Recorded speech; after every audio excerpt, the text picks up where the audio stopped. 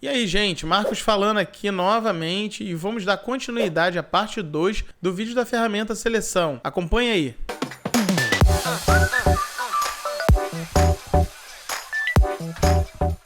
Então vamos para a próxima aqui, tá?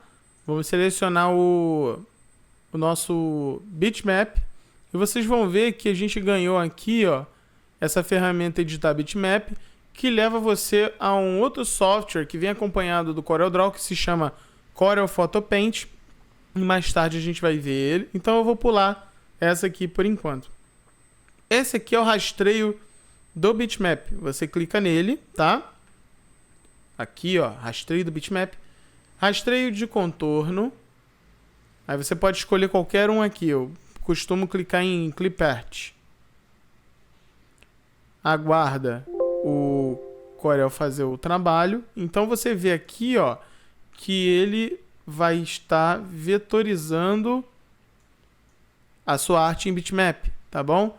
Ele não consegue fazer um vetor de um degradê, como tem aqui no meu bitmap, mas você vai conseguir fazer isso daqui. Então eu vou dar OK. Aqui você pode regular, né? Regular nos detalhes, suavização, suavidade de canto. Você vem regulando aqui até você ter um resultado satisfatório de vetorização.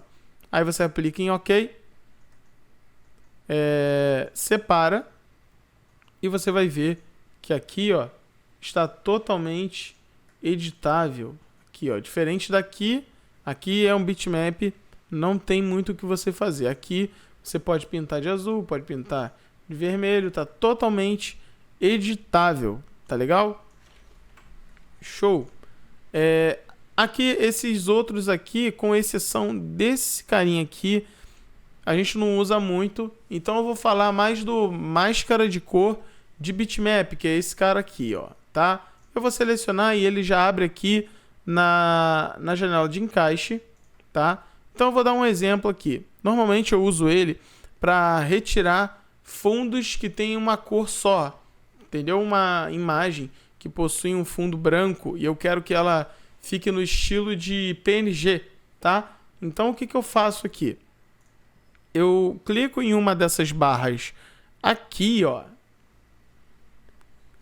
Por exemplo, eu cliquei na primeira, marco essa caixinha do lado, clico no conta-gotas e clico, por exemplo, no verde, aqui, no verde. Aí eu clico em aplicar.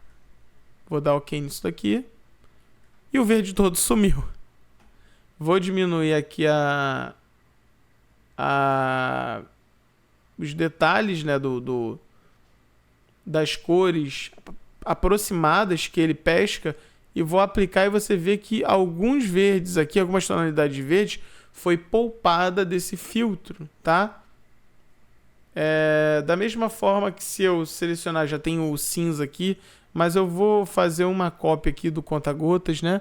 Eu vou chegar aqui no Draw e vou clicar para puxar a cor certinha. Clico em aplicar e o meu Draw sumiu. Então ele serve para você selecionar a cor de um bitmap e fazer com que essa cor suma. Conforme eu aumento essa parte aqui, isso aqui é um critério de proximidade de cor. Então quanto mais eu cresço ela, mais as cores parecidas com a cor que eu selecionei vão sumir junto, tá bom? Então você regula aqui até você ver que está satisfatório para você o efeito, tá legal? Por último, deixa eu fechar aqui. Por último, eu gostaria de falar sobre essas ferramentas aqui, ó. Tá? A gente tinha essa daqui, cadê? Essa daqui, ó. A gente tinha essa daqui no começo e ela faz parte dessa turma aqui, tá bom? Então vamos falar sobre ela. Vou tirar o contorno aqui para vocês verem melhor. Se eu selecionar isso daqui eu falei que é um objeto, tá? Mesmo assim, ele possui alguns segmentos de reta que são independentes. O que é isso? Segmento de reta independente seria essas esses desenhos aqui que fecham entre si e não tem nenhum vínculo com o outro. Aqui, por exemplo, o meu C, ele está fechado entre ele, poderia ser muito bem ele por si ser um objeto só, mas ele é um objeto com o outro vetor aqui do O, né, que forma esse símbolo, e ele é junto com o R, e ele é junto com o E, e ele é junto com o L, uma função só, um objeto só, tá? Então, vamos dar uma olhada aqui, ó, melhor. Esse daqui também, ó, é um segmento de reta independente, mas ele é um objeto com um todo. Esse daqui também é outro, tá? E por que eu estou falando isso? Se você clicar em separar, você pode ver aqui que está escrito, ó, permita que o objeto seja modificado usando as ferramentas de forma. A gente clica, ó, já houve uma certa diferença aqui nessa parte aqui, ó. Você clica e arrasta. E agora esse segmento de reta independente que tem aqui, de vetor, né? Ele em si é um objeto só. Ele já não é mais um objeto com um todo aqui, né? Eu clico aqui, separo, isso daqui também é um objeto só. Esse aqui é outro objeto. O C também, o R também, o E, o L. Então, aquela ferramenta separar, ela é especial para um objeto que tem vários vetores independentes unidos em um objeto só, que no caso está aqui, ó. Eu tirei a seleção, tá?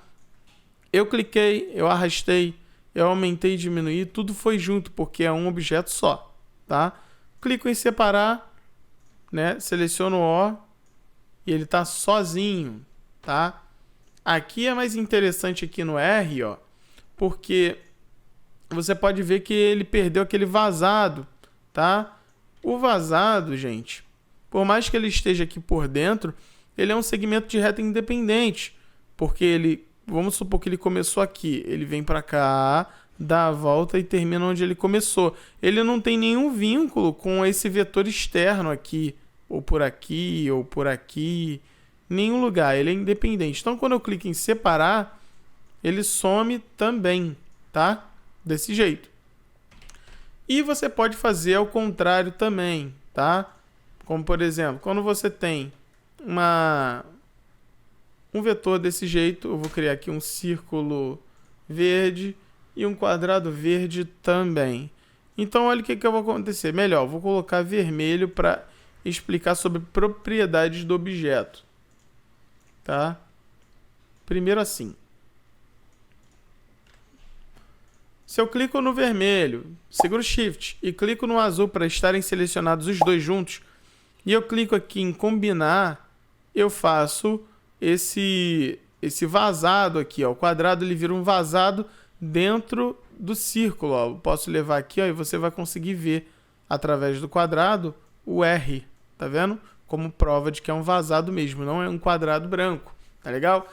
Então, gente, veja bem, eu vou voltar aqui, voltei. E por que virou verde e não virou vermelho? Por causa da minha ordem de seleção. Eu selecionei o vermelho, depois segurei o Shift, cliquei no verde e fiz o movimento. Agora, se eu quero que fique vermelho, eu clico no verde, seguro o Shift e clico no vermelho. E fica vermelho. Tá vendo? Então, as propriedades, tanto contorno, como preenchimento, efeitos, sempre vai ser priorizado o que é clicado por último, tá? Primeiro vermelho, segundo verde, ficou com verde. Primeiro verde, segundo vermelho, ficou com o vermelho, tá? E se eu fizer assim, ó, olha o que acontece.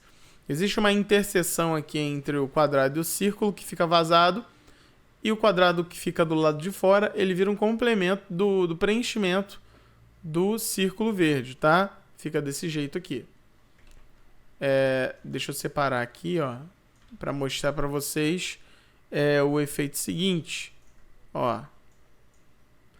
Eu cliquei em combinar e ele ficou desse jeito.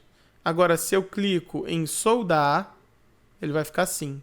Ele ignora a interseção e cria um objeto só. Ele faz uma fusão entre os dois e fica só o contorno, tá? Desse jeito. E eu posso clicar, fazer um outro polígono aqui, de repente, assim. Vou pintar de amarelo. Esse daqui também funciona com 2, tá? Então, ó, selecionei todos, cliquei em soldar e ficou desse jeito. Eu quero que entendam que até nessa parte aqui, ó, o que eu seleciono por último vai ficar com a propriedade do objeto. No caso aqui, o preenchimento verde. Eu quero que ele fique amarelo, então seleciono verde, vermelho ou vermelho verde. Por último, eu seleciono amarelo e eu faço a soldagem. Tá legal?